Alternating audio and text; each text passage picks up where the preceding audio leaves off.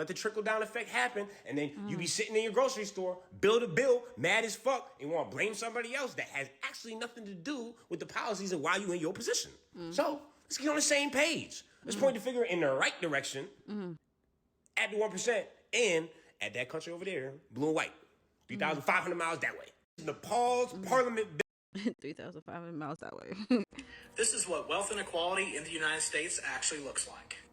This grain of rice represents $200,000. That's about the median net worth of a citizen in the United States, which means if you took our population...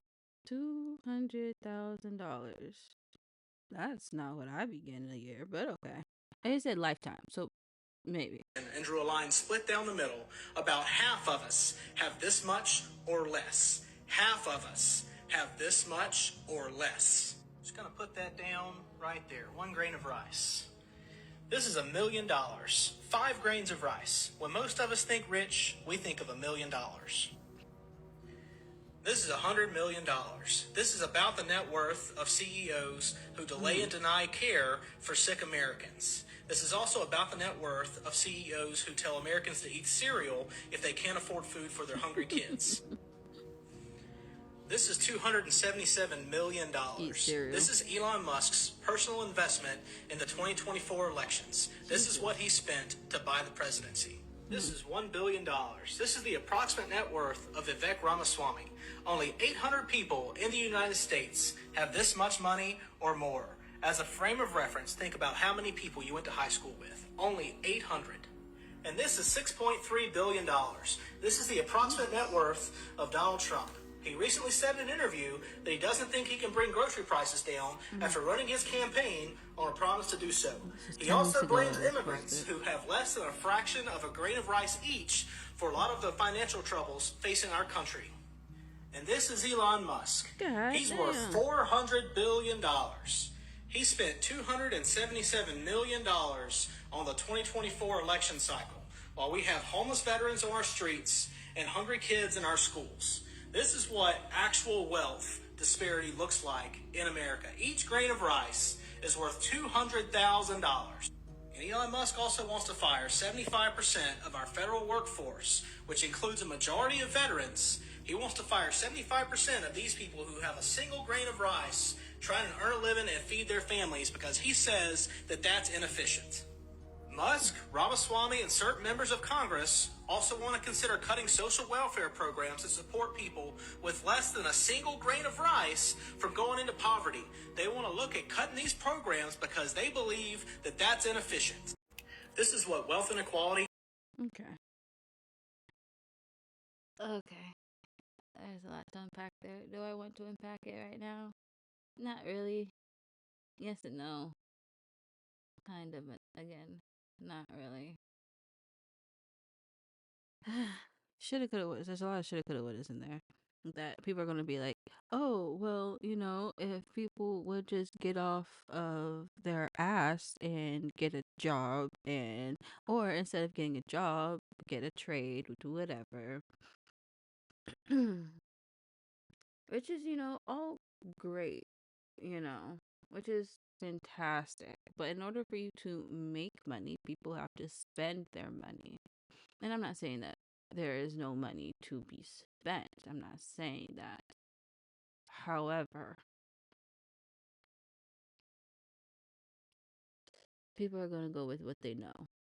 It's not as simple as, oh yeah, how about a bunch of new businesses start up and things like that, whatever. Because we saw what happened with that in the 2020 to 2022. A bunch of fraudulent businesses came about because of all the tax breaks and handouts that were given during this time.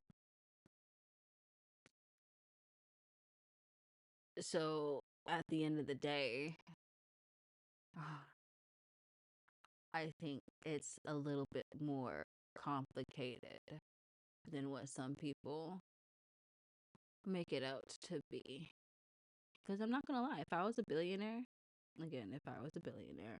I would invest most of my money into myself, into multiple businesses, into multiple avenues. And with said businesses, I will have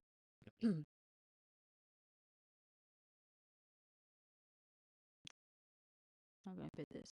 I would create businesses that will help other people learn how to stand on their own instead of just giving money or giving resources away. Of course, resources should be available and affordable. That's if resources were available and affordable, then I don't think that a lot of programs would need to exist, if that makes sense. But unfortunately, it's not affordable. And the answer seems to only ever be, we'll make more money, we'll make more money, we'll make more money. There's money to be made, make more money, make more money, make more money.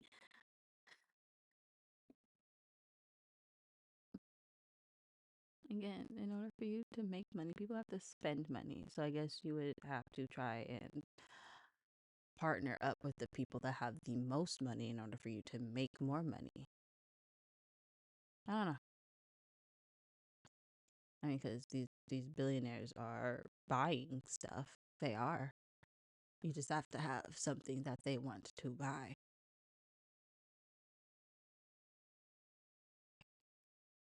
Anyways, again, Have you that's a ever whole realized the generational divide isn't just about the age, but more so it's about the older generations played it safe. One Piece shows us the cost of it. how each generation chooses to fight back? And no story captures that better than the lineage of Garp, Dragon, and Luffy. Garp believed in order. He's from that old world generation that believed that change comes from the inside. Follow the system, protect justice, and endure your pain quietly. And in return, you and your family will be kept in protection. To them, their biggest strength was duty. Then came Dragon, the rebellion that was born from obedience. Dragon looked at the same marine flag that Garp saluted to, and saw the hypocrisy stitched in every layer of the system. To him, order was no different to oppression wrapped in rules. Dragon saw how people who followed the rules still suffered, still died, and still got silenced. Dragon represents the middle generation that woke up. They realized that the system wasn't broken, it was built that way. And they stopped believing in the myth that obedience earns them safety. And then there's Luffy, the generation that doesn't actually want to burn or fix the system. They just want to rebuild humanity itself. Yes. Luffy isn't going around picking fights with people because he's thinking, this is the government, this is rebellion. He just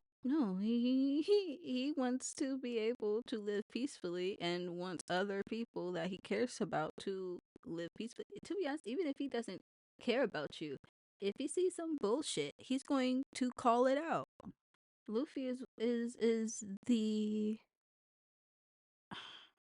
the generation that says, "Hey, I don't care what you look like. I don't care what your occupation is, what your gender is. I don't care what you do. I just care about what kind of person you are. Are you the type of person that will save themselves, wait to be saved, or stop people from being saved? Or are you the person that people needs to be saved from?"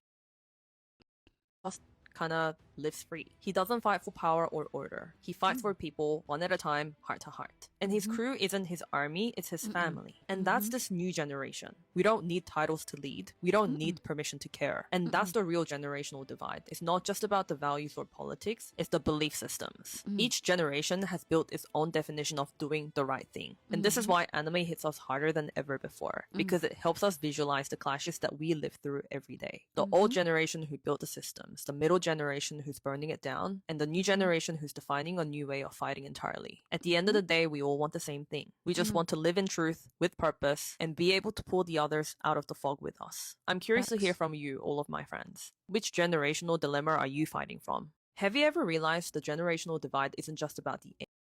No, it's not about the age. And I have been saying this, obviously not out loud because I don't post it, but like, I actually haven't been saying it to anyone because no one in this house actually watches anime except for my brother. But him and I don't really talk, and sometimes when we do talk, it's short, brief, and to the point. But anyways, Luffy.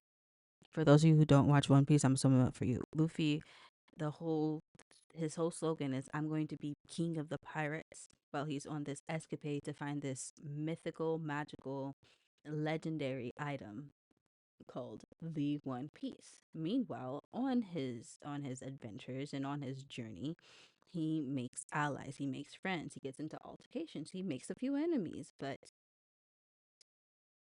his character allows him to befriend anyone and everyone. And I say that literally. He is a pirate. He is technically a criminal. He doesn't always do the quote unquote right thing. He steals. He hasn't killed anybody that I remember from the anime. The manga's different. But at his core, he is a kind hearted person who really just wants to see his family win.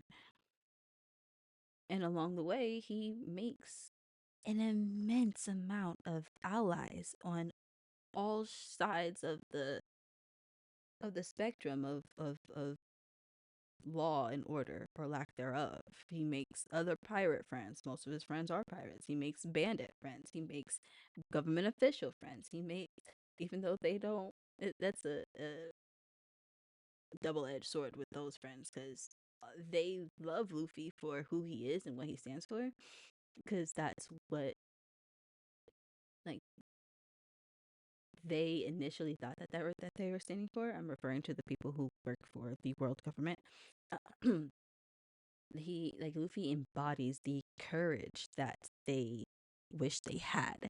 So he makes government official friends, he makes government official enemies, he makes secret agent friends and enemies, he makes friends along the way, people that will quite literally die for him simply because he is just that good of a person.